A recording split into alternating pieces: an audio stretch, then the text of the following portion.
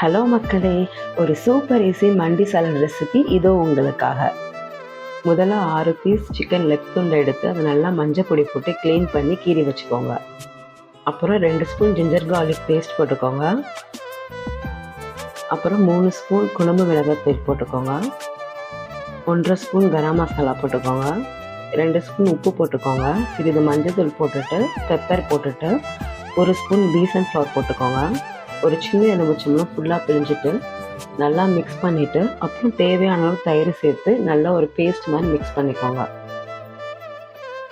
இப்போ இந்த பேஸ்ட்டை கொஞ்சம் கொஞ்சமாக எடுத்து எல்லா லெக் பீஸ்லேயும் நல்லா படுற மாதிரி தடவி எடுத்துக்கலாம்.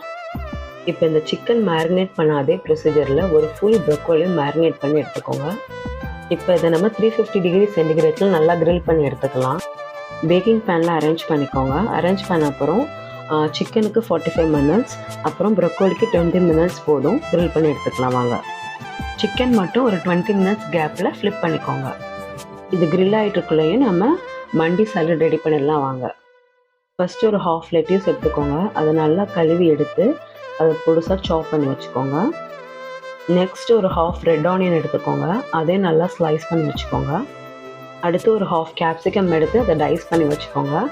வெஜ்ஜஸ் ஓன் சாய்ஸ் தான், நீங்கள் எதுனாலும் போட்டுக்கலாம்.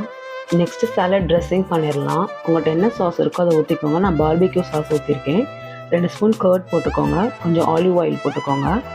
நெக்ஸ்ட்டு எனக்கு பிடிச்ச 1 ஸ்பூன் டாக்கோ சீசனிங் நான் போட்டிருக்கேன். உங்களுக்கு வேணால் மிக்சட் ஹெர்ப் சீசனிங் 1 ஸ்பூன் போட்டுக்கோங்க.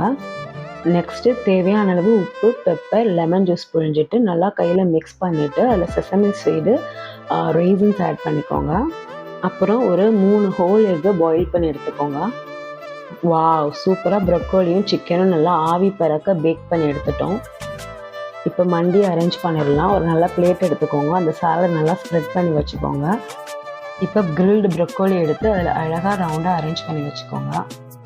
இப்போ நம்ம சிக்கன் ஹீரோவை இறக்கிடலாம். சிக்கன் எடுத்து அழகாக அரேஞ்ச் பண்ணி வச்சுக்கோங்க.